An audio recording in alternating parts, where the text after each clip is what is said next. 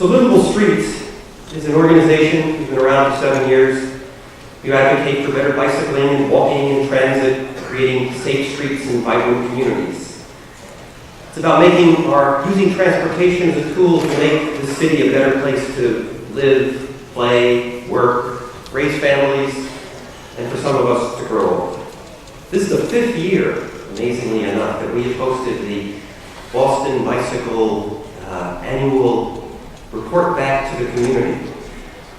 So we started Livable Streets in order to provide a way to bring people together, to create coalitions, to broaden the vision, the alliances, because we knew that if we fought each other, it became really easy for city and state officials to ignore us. But if we spoke together, if we understood that what we're doing is not just about bikes or walking or buses or transit, it's about creating a city that people want to live in, that's prosperous and healthy. We can actually make it work. 7 years ago, Livable Streets started by first getting involved in getting the bike lanes on Commonwealth Ave. Some of you may remember they were the first. It was kind of bizarre. And instantly, within a year, the number of cyclists on that street started to go up. It was, if you build it, they come. You know, sometimes it feels like this is what we're up against, but we all know that pretty soon, and then maybe again, it's going to turn into this.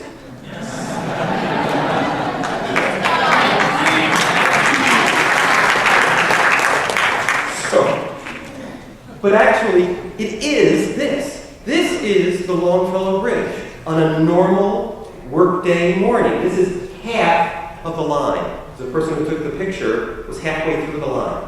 Okay. If we're having bike jams on the Longfellow Bridge as it currently exists, just imagine what's going to happen when we build it, and they come.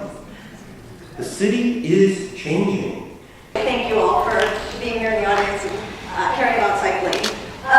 So this is our 5th year, and I've ended each of our last talks with some of the worst cycling bike lanes from other cities. And I figure after 5 years, we probably have enough confidence to talk about some of our own mistakes tonight, so you will see some of those.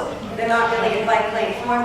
Keep in mind that mistakes are in other cities, but in Boston, it's lessons learned. And then I got back, a lot of people called me up and they said, Nicole, so what's the scoop? What happened? Why did it work out? And I think they were a little bit disappointed with my answer, but I was really honest. And I said, look, I realized I love Boston and I love working for Boston Bikes, and I'm very glad to be back. And really, there's absolutely nothing else that caused me to come back. This was taken in July. Okay, so where have we come and how far have we come? We are now the 5th most bikeable city according to Walk Bike Score. I recently saw a ranking where we were ranked as high as number 2. That one was alphabetical. We've seen an 82% increase in ridership since the mayor started the program in 2007. That's according to the American Community Survey. That's nearly a doubling in ridership. And we now have about a 1.7% road share. That's 1.7% of all commute trips are being made by bicycle. But we need to do much better. And the mayor has a climate action plan that was adopted in 2012, and as part of the climate action plan, the mayor states that in terms of bicycling, which fits right into that, we will see a 10% bike mode share in 2020.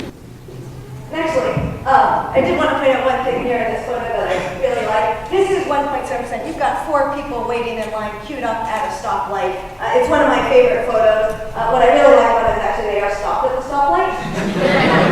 But this is where we need to go. This is 10% mode share 2020, 5 times as many cyclists queued up at that stoplight. Downtown is now covered with bike lanes. We've got Kilby, High Street, Oliver Street, Franklin Street, Congress, Atlantic, Seaport. You can crisscross downtown entirely on bike lanes. And all of you know about Mass Ave, tremendous project by the mayor to remove 70 parking spots and make room for our bike lanes.